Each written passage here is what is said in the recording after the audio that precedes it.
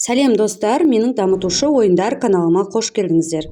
Менің каналымда қазақ тілінде қазақи бағытта балаларға айналған пайдалы ойындар және видеолар көре аласыздар. Сіздер көріп отырған видео бүгінгі жұмыс, яғни түстерді сәйкестендіру. Балалар түстерді тануға үйрету ойыны. Өте қарапайым. Ең алдымен осындай ақ қағазға шеңбер жасап аламыз, оны жабыстырамыз ортасына.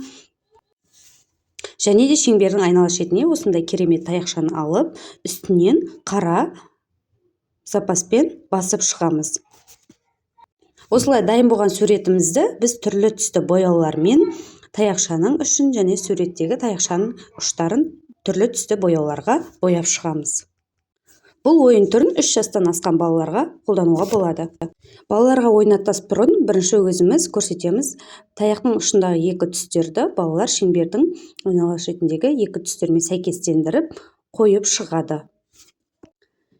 Егер сіздің балаңыз түстерді тани алмаса, жаттай алмаса, осы әдісті қолдануларыңызды ұсынамын. Өте қарапайым, әдемі, жағымды, балаларға берер пайдасы мол.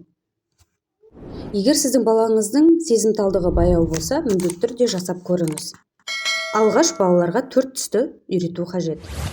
Және балаңыз қандай түсті ұнататындығын басты назар аударуларыңыз қажет.